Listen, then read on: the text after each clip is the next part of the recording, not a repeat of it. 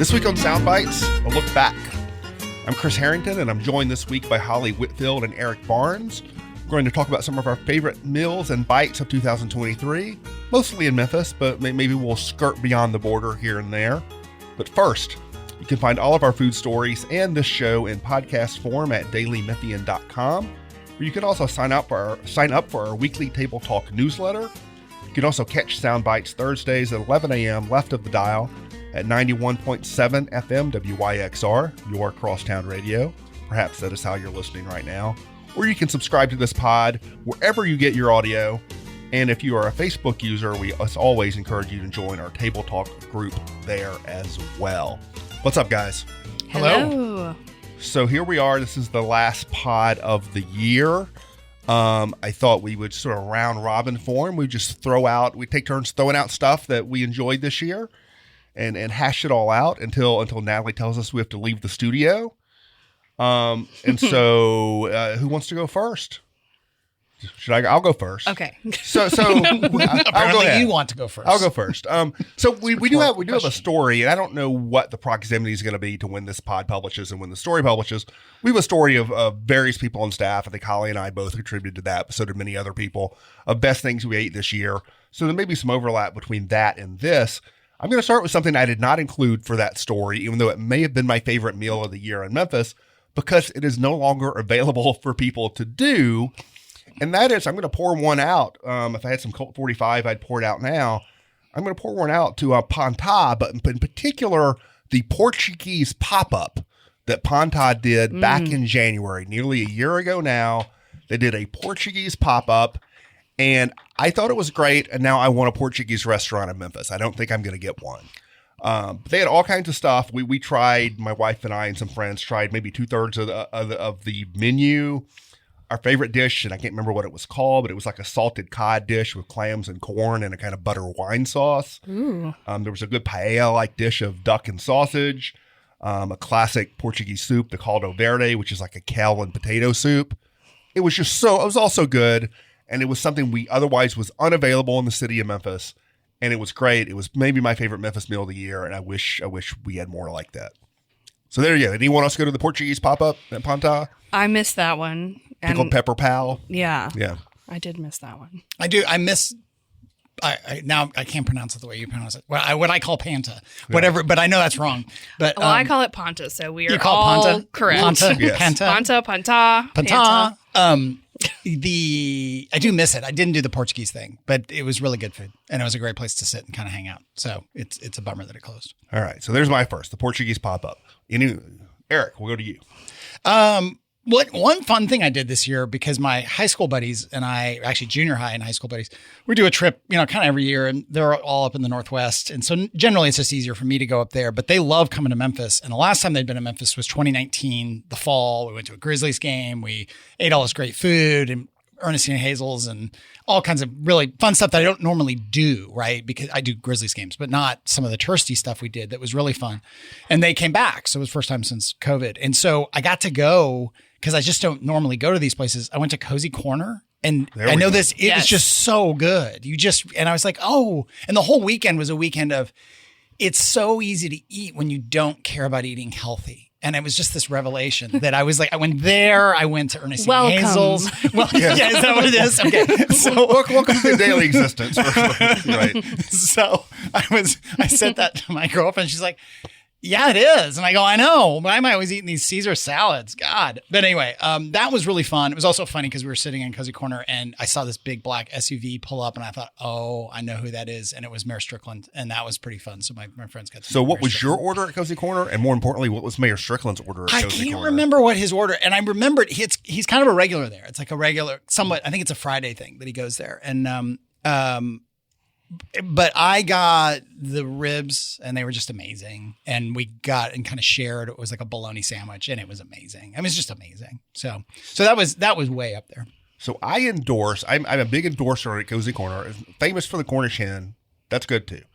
I endorse as maybe the essential Memphis meal from Cozy Corner, 2 ribs, 2 wings, put a hashtag on it. The 2 things Memphis is best at, all on one plate, 2 ribs, 2 wings. That is a thing on the menu at Cozy Corner. I endorse it. I love that because That I sounds do like to perfect. mix that up. Yeah. That's actually a great idea. Whole wings. Yes, because Natalie asked if they were whole wings. Yes, Natalie and I are a believer in the whole wing. If you're choosing between a drummy and a flat, you're not choosing one or the other of two wing options. Those are half wings. Anyway, I also have a new company policy that I'm announcing for 2024, which is people can't be in the podcast room and participate without using a microphone. Natalie does this all the time. That's going. Oh, I know, and this is going into the handbook. Just letting some people know so some people can prepare for a whole new year and a whole new policy. Don't take this out. We'll see that. Okay, sorry. all right. Do you have cozy corner thoughts, Holly, or do you want to throw another one out there? I like the Cornish game hymn, but actually like what you just described better. Two wings, two ribs. Memphis on a plate. Yep.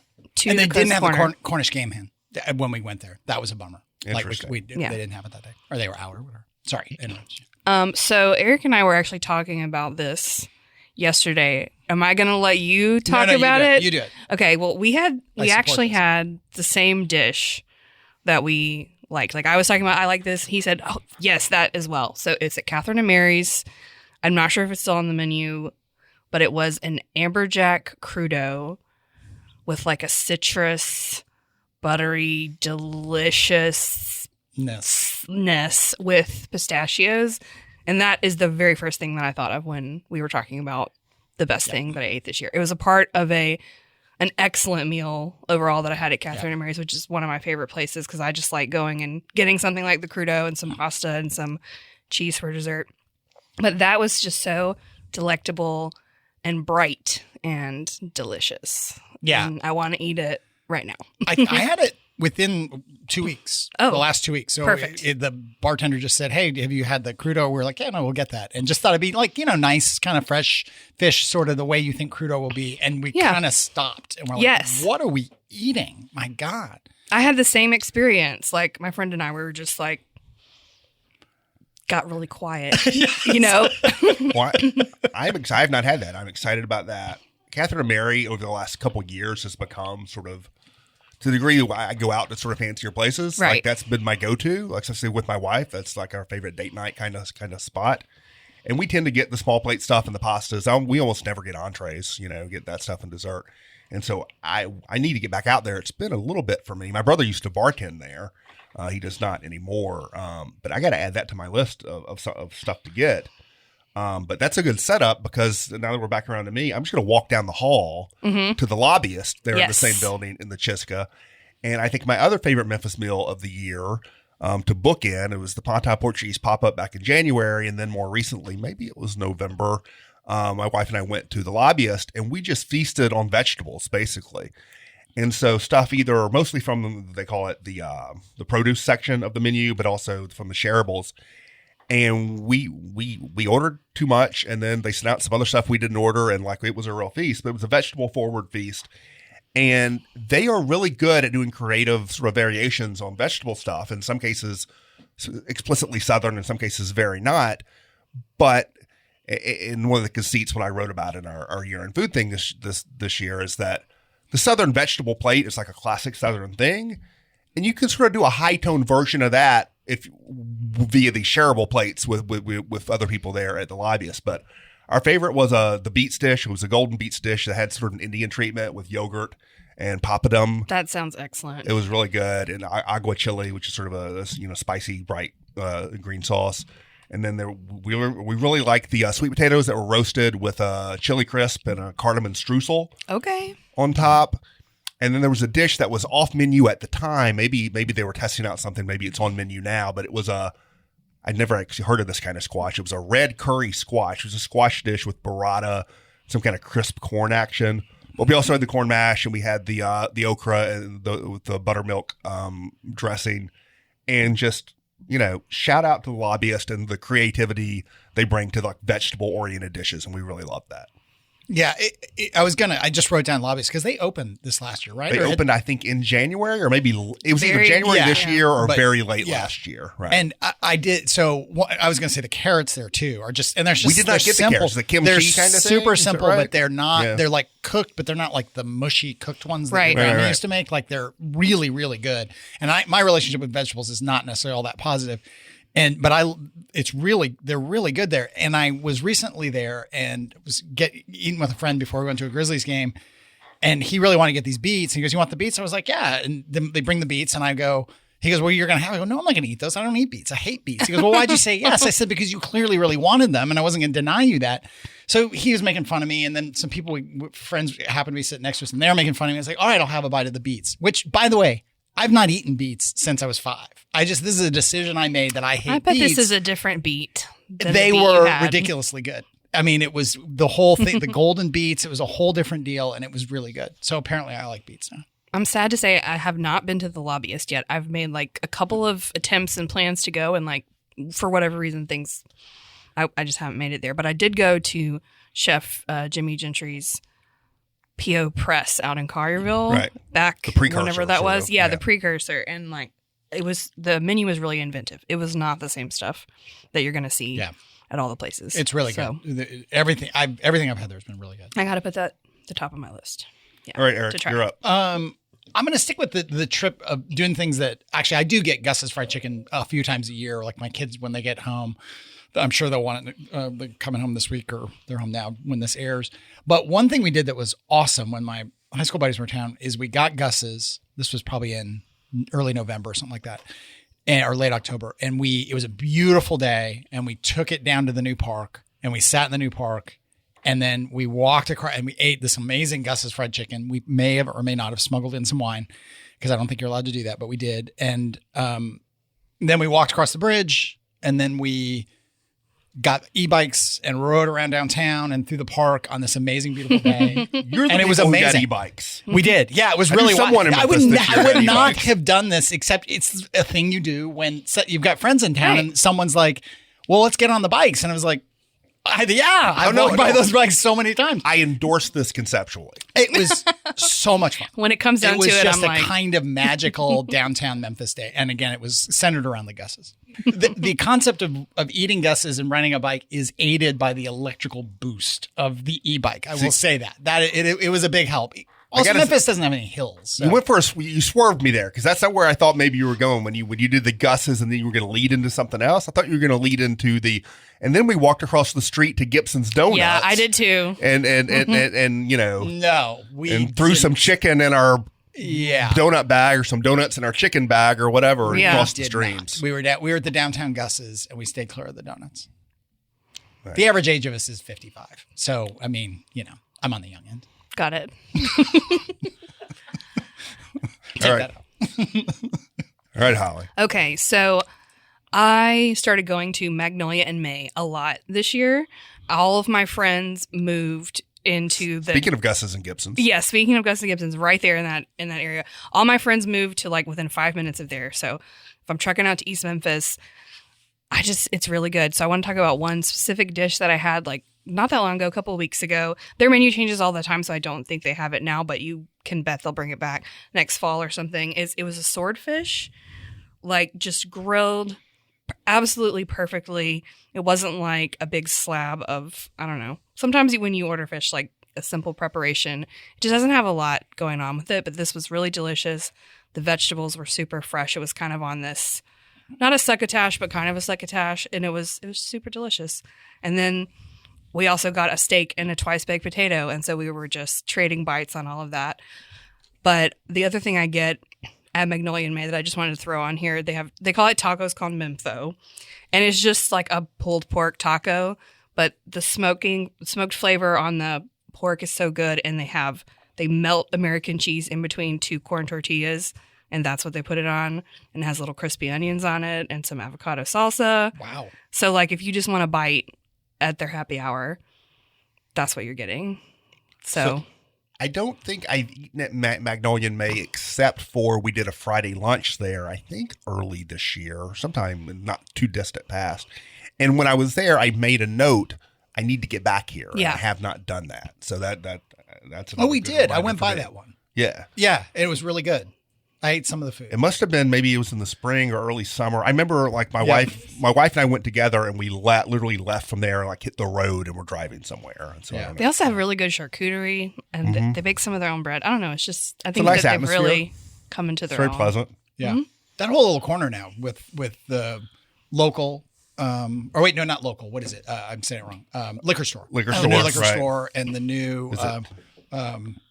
I've forgotten. Is it Hen House or Hen House become liquor store? Hen House. Hen House is They're Hen House separate. opened and They're separate. then, Okay. So Hen House and liquor store there. Yeah. Torchy's is there. Gray's Fine Cheeses is there. There's lots of stuff going on over there. Yeah. Yeah. Are we back to me? Are we I think we're back to you. We're doing this direction. We're doing counterclockwise. Okay. I'm going to take the baton from Eric with this. We picked up and went to the park notion because I did a lot of that this year too. Our pick up and go to the park was walking distance from Gus's, and it was Hive. I think one of the better new places that's opened in Memphis this year is Hive Bagel and Deli on Front Street. Seems to be a big success because I've been in there a lot, and it's always crowded every time I've gone in there. But we've done a lot of pick up coffee and something to nosh on and walk it down to the river park. And I like the bagels at Hive. I like the pastries more. And I think the pastry situation there is really strong from simple stuff. Like I really like the honey everything croissants that they do. But if you really want to splurge, they got some real opulent stuff going on. I think last week or 2 weeks ago, I talked about the gingerbread supreme thing they've done recently. But the one we've gotten a few times now, and at first I just sort of gawked at it, sort of like the apes in 2001 when they're looking up at the monolith. I was gawking at the hazelnut cube, which is this like just big cube. And I just want to make movie references. It's like a David Lynch kind of thing. It's like we're going to say Silencio and we're going to end up in a different house or something. But it's this big cube. And it's just stuffed with, that was a Mulholland Drive reference. Yeah, no, I know, but which is, anyway, yeah. There's this big cube, this baked pastry cube thing, and it's just like stuffed with like Nutella, basically. But it's like, I don't know, man. They're going above and beyond on the pastries, and I appreciate it. I love having a place to get coffee and get, whether you want like a bagel sandwich or a bagel or a pastry or whatever. A cube. Walk it down to the river park. Psychedelic. Walk it, Cube. down Main, whatever. I'm a big fan of everything that's going on down there. Well, do they do? That's a huge miss on my part that I haven't been there yet. Although, don't they? French Truck sometimes has their, and Crosstown has Hive pastries sometimes. Hive has had pastries around town. Yeah. Because Hive was doing, before they opened their own storefront, they were doing like, baking all at a different site. I don't know at the moment but yes, French Truck has, because there's a lot of overlap between, I don't know the backstory on this, but there's a lot of employee overlap between the French Trucks and between Hive. Oh, I got you. Because when Hive opened, I walked in and it's like I was a regular, even though I'd never been there. And then it's like, you're Chris, right? The person behind the register, because they knew me from the French Truck on Highland, actually. Yeah. So there is some relationship stuff there. But I do think, now that you say this, I think French Truck is still currently doing Hive. And does Hive croissants. have? I mean, they do espresso things, or is it just coffee? When I say coffee, I mean all of that stuff. Yeah, because some of these places don't do espresso, which is fine, but it drives me crazy. Yeah, they have all your standard coffee I've drinks. I've written this down in my brain. Yes, all your standard coffee drinks. Yeah. Where else? What else? Holly, you get anything on this? I haven't been to Hive, but I have gotten their bagels from their takeout place that they used to have over in Overton Square. Excellent. Love it. Love the schmear too. They had all the different flavors and stuff. You know what? I take that back. I actually had somebody in this office brought me a bagel from Hive the other day. Bagel sandwich. It was delicious. All right. Oh, that's so nice. I know it was. Good company culture. Mm-hmm. All right. We're back to you, Eric. Great place to work. Great place. Amazing.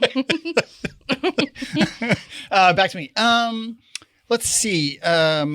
One place that's been around forever, I guess it was their 25th anniversary, was Tsunami, but they introduced this grouper. He added this grouper as a regular item. It's super simple, really, really good. I love grouper anyway. It's with bok choy and rice. It's just a simple meal, but it's probably one of my favorite new things from kind of the traditional restaurants that I go to that have been here for a long time. So that one's, it's really good.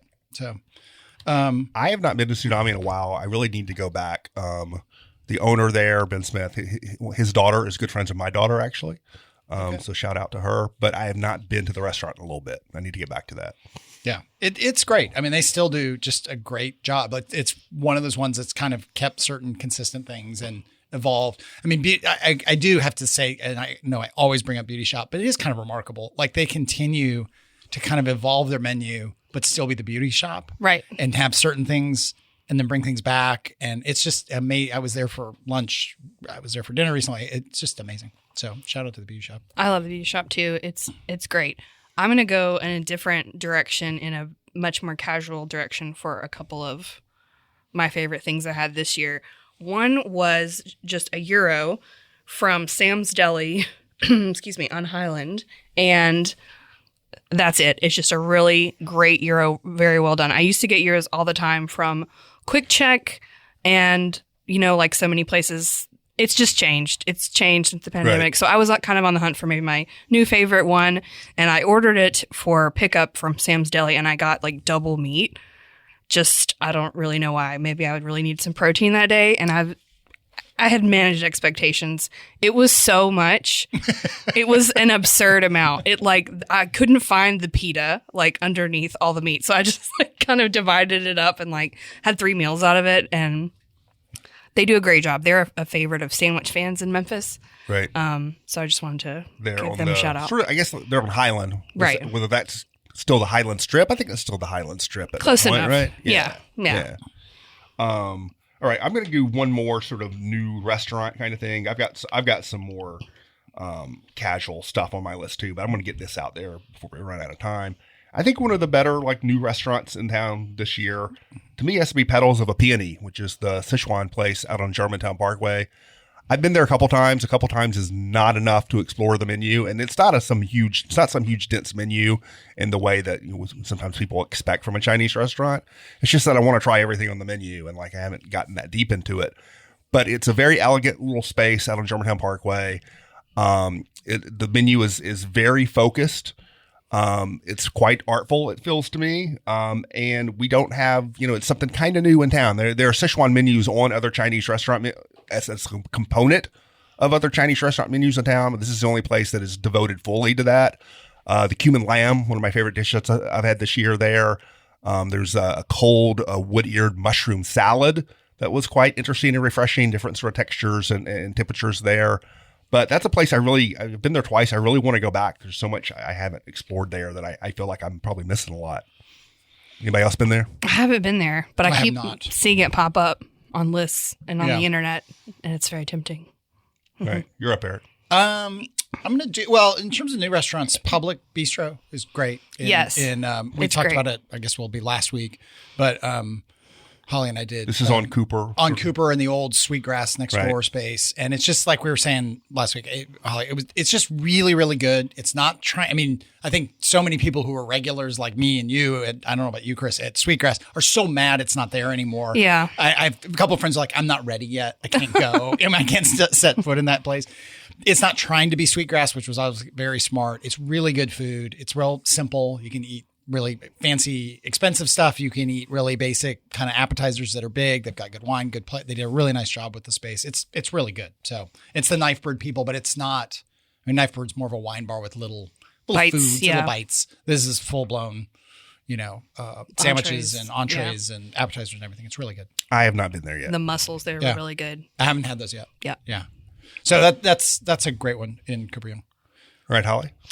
One thing that I actually wrote about this year for Daily Memphian was the Art House Cafe, which is in Soulsville. And I got a catfish with spaghetti, traditional. That's what you want to have when you have this kind of food. And it also came with some smoked Gouda scalloped potatoes. All right. And my friend and I you're just layering all the good words on top of each other. I hear smoked Gouda a lot. People throw that around. And I'm like, I don't know. Where's the smoke? This is just cheese. But you could really taste it in this. We went out and looked at their smokehouse after and stuff. And they're doing the thing. And it's just a little side, but it was delicious. I had a similar moment with my friend where we're both eating. We get really quiet and we're like, wow, this is better than we thought. We knew we weren't going wrong with smoked Gouda scalloped potatoes, but we knew, but it was just excellent. And we've talked about it 4 times since. So that's kind of how I feel like something is remarkable. Is we keep being like, oh, we got to go back there and get that. And the cabbage and spaghetti and everything was great too, but that one stood out. So I got something. This is more in my wheelhouse a little bit more divey. This opened earlier in the year. I did not get there until a few weeks ago. My daughter and I went and checked it out for lunch. She's home from college. There's a new Indian restaurant tucked back in the corner of the Mediterranean grocery store on Park and Highland. And I used to shop there all the time because right after college, when then future wife and I moved to Memphis, we lived in that neighborhood. We lived near Poplar and Highland apartments over there. And so we were starting to explore cooking and trying to cook more interesting things. We ended up shopping at Mediterranean Grocery a lot. Since we moved to Midtown a generation ago, I haven't been there as much. But earlier this year, they opened a new restaurant back in sort of the corner. And it is called, and see if you can keep up with this complicated name, it is called Memphis Indian Restaurant. That is the name of it. That is some SEO. It's Memphis Indian Restaurant. Excellence. And we went, and man, was it ever really good. And they got the things that I think we're accustomed seeing on most Indian menus in Memphis, but they had other stuff too. They have thali, which is sort of a mix of appetizers you can get together, which is not on every Indian restaurant menu in Memphis. We got the veg thali. We got chicken 65, which is sort of a spicy red peppery chicken dish that you also won't find. You're not going to find that at Golden India or India Palace or some of the places that I certainly go to a lot. They were doing a bustling business. Most of it was takeout. This is a paper plate and plastic kind of place. Is it lunch or is it dinner? I think it's open into the night. I think it's heavy takeout, but they got, it's you tend to have in a little like cubby hole in the back of a grocery store. There's like 6 or 7 tables and it's bustling and it was really good. And I look forward to going back, but I endorse these kind of places. I like authentic little dives in the back of grocery stores. Yes. But Memphis Indian Restaurant at Mediterranean Grocery. So shout out. And to that's them. the place that has like the blue awning. Yes. It's a big old grocery store and it's on Park near Highland. Yeah. I think it's just east of Highland. Just east of Highland, a couple of doors down from the Walgreens there. Yeah. Yep. Memphis Indian Restaurant. All right. You're up. I would say I would do a shout out. I'll start crying to Edge Alley, which closed. Oh. I know. I literally am like tearing up when I say that because it was such. I mean, I can't even talk about it. But best shrimp and grits, best staff, just such a great place that I worked probably 40 Saturdays out of 52 last year. I went to Edge Alley. On your iPad? Working, yes, on my iPad. It which they forced me- allowed. Listen, Well, they allowed, cheater, man. yes, because you couldn't use your laptops. You're working the system. And so but I like to handwrite when I'm writing but then it just gets to where I just have all these pages and it's just a kind of a mess. And so I started using a Remarkable and then I switched to using an iPad. And so I now do a lot of writing on iPad. So I shout out to Edge Alley for changing how I work after 30 something years of writing. So yeah, that was, I know we're short on time. We're running out of time. So that'll be your last pick. Holly, do you have a last pick? Yes, I'll finish with dessert, which I had actually at the liquor store East Memphis. It was a chocolate truffle peanut butter bar situation, which I'm a huge fan of peanut butter and chocolate, and it was perfectly delicious. The brownie part of it was like really more like a fudge or a flourless chocolate cake situation. It's like dusted with powdered sugar. The baker who used to do Savannah's Food Co. catering, her name is Jillian Lapisto. I think I'm saying that right. She made it for the liquor store. It was awesome. I don't eat a ton of sweets, but when I do, I want it to be really good. So get that. All right. Order it. Eat it. Well, I'm going to wrap up. I'm going to take the host prerogative and just list all the stuff that's still on my list we haven't done. I got the rotisserie chicken at El Pollo Latino, which was new this year. Return visit to Las Tortugas when I was surfing Germantown Parkway. Not Germantown Parkway. Yes, Germantown Parkway. Where I had the shrimp tacos, the 5-spice pork belly tacos, the Bouche Noelle, which they've had lately at the Blanchard's Patisserie Cart. Breakfast at La Palapa, which is the Tex-Mex waffle, not the Tex-Mex, the Mex Waffle House. The Guadalajara people put a Mexican restaurant in an old waffle house on Summer Avenue, like the omelets and the chilaquiles there. I think Bon Sao is how you say this, but the Vietnamese crepes at Pho Forever on Germantown Parkway. And a final shout out, because this is Memphis, to the chicken sandwich. New chicken sandwich at Mama's. There near the old bridge. Very good. Yeah. Soon to be the old bridge, which will be new again in the future. That has been some of our favorite stuff from 2023. From Eric Barnes, from Holly Whitfield, from me, Chris Herrington. You've been listening to Soundbites. We appreciate you listening, and we will be back with you not only next week, maybe, but maybe not next week, but definitely next year. Coming up soon. Talk to you later.